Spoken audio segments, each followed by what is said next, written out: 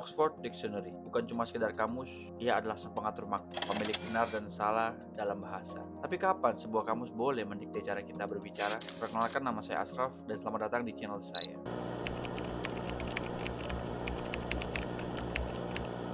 Oxford English Dictionary atau kita singkat Oxford Dictionary adalah sebuah proyek gila yang nyaris mustahil dibayangkan oleh peradaban modern. Membuat kamus paling komprehensif dalam sejarah bahasa Inggris. Tak sekedar daftar kata, namun sebuah blueprint sejarah dalam bahasa dari abad pertengahan hingga menuju abad industri. Proyek ini dimulai pada tahun 1857.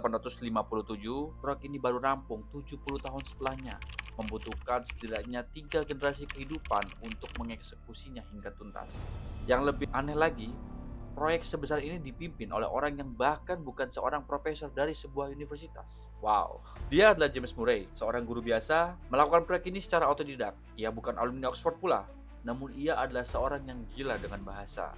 Dia percaya satu hal, bahasa harus dicatat dari berbagai aspek di seluruh dunia. Dari buku, surat kabar, hingga percakapan. Berangkat dari sana, ia menciptakan sistem crowdsourcing pada saat itu, karena belum ditemukannya internet. Jadi, ribuan relawan dari berbagai negara mengirim potongan kata dan kalimat ke rumahnya dalam amplop, secara manual, berjumlah ratusan ribu slip. Bayangkan, tiap harinya dia membacanya satu per satu. Sangat gila bukan? Tapi di antara para kontributor itu, ada satu nama yang bikin proyek ini terasa seperti fiksi.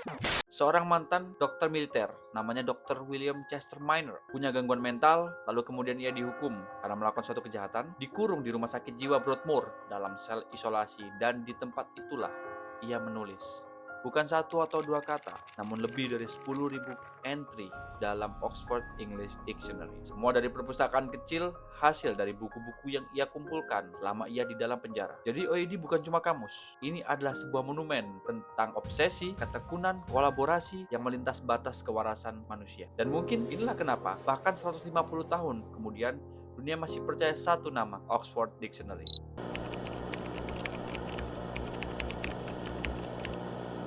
Apa yang bikin Oxford berbeda? Kamus lain mungkin memberikan arti, tapi Oxford memberikan kisah. I was at a wine tasting with my cousin Ernesto. Kalian tidak hanya dapat definisi, kalian akan diajak jalan mundur. Seperti misal, kalian cari kata freedom. Kalian akan ditarik ke abad ke-14. Disitulah kalian akan melihat kata asal dari freedom. Dari Anglo-Norman yang bertuliskan freedom. Lalu ke bahasa Latin yang bertuliskan libertas. Dulu freedom berarti lepas dari perbudakan. Lalu berkembang jadi kebebasan berpikir, kebebasan sipil, sampai akhirnya hari ini jadi seruan politik, judul lagu, hingga simbol perlawanan.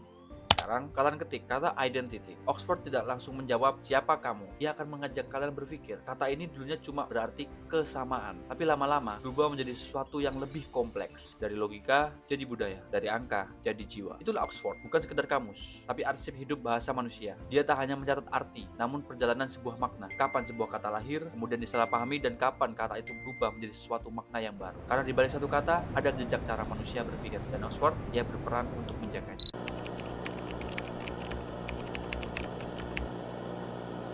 Tentu saja, Oxford bukan satu-satunya kamus di dunia. Seperti contoh, ada Cambridge Dictionary yang cenderung lebih ringkas dan ramah pembelajar. Banyak digunakan oleh para English learners karena definisinya lebih sederhana, langsung pada intinya, dan sering disertai contoh yang mudah dipahami. Lalu ada Merriam-Webster, representasi khas Amerika. Kamus ini justru dikenal progresif, berani mengupdate entry sesuai dengan perkembangan sosial dan budaya. Ketika kata they contohnya resmi dimasukkan sebagai singular non-binary pronoun, Merriam-Webster lah yang melakukannya terlebih dahulu. Dan tentu ada Urban Dictionary, sebuah entitas liar di dunia bahasa. Isinya slang, ekspresi jalanan, dan budaya pop. Bukan rujukan akademis, tapi jujur, kadang justru paling relevan untuk memahami dunia nyata saat ini. Tapi Oxford berada di liga yang berbeda. Bukan soal viralitas, bukan tentang jadi yang tercepat dalam update, dan jelas, bukan tentang jadi yang paling populer. Oxford mengejar otoritas. Dia dibangun di atas fondasi etimologi, sejarah kata, konteks pemakaian, dan dokumentasi akademis yang ketat. Inilah sebabnya, lembaga hukum, akademisi, bahkan penulis lintas benua masih menjadikan Oxford sebagai rujukan utama. Karena dunia yang makin bising dan cepat, Oxford memilih menjadi lambat tapi pasti, diam tapi dalam, dan kadang justru itulah letak kepercayaannya.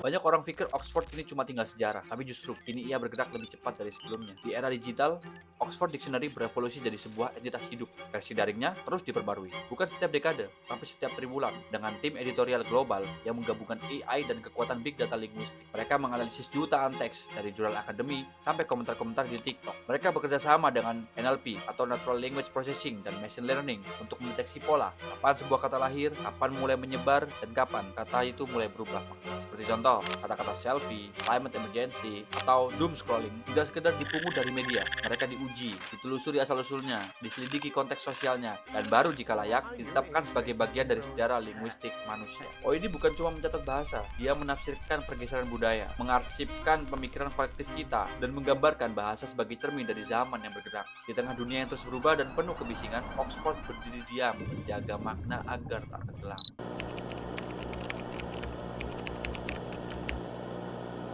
Oxford Dictionary bukan cuma buku tebal berisi kata-kata. Ia adalah memori kolektif umat manusia. Ia merekam apa yang pernah kita pikirkan, apa yang terus kita ucapkan, dan apa yang ingin kita wariskan. Dari perdebatan filsuf hingga celutukan jalanan. Kalau pernah dicatat, Oxford menyimpannya. Maka setiap saat kalian mendengar kalimat menurut Oxford Dictionary, itu bukan sekadar kutipan pintar agar kalian memenangkan debat. Itu adalah sebuah sistem intelektual yang dibangun lebih dari 150 tahun oleh ribuan pikiran tajam dari berbagai lintas waktu. Oxford mengajarkan satu hal, bahwa bahasa bukan cuma sekedar alat komunikasi, tapi jejak peradaban, peta pikiran manusia, dan kadang cermin dari semuanya. Dan Oxford, ia bukan penguasa kata, ia adalah penjaganya.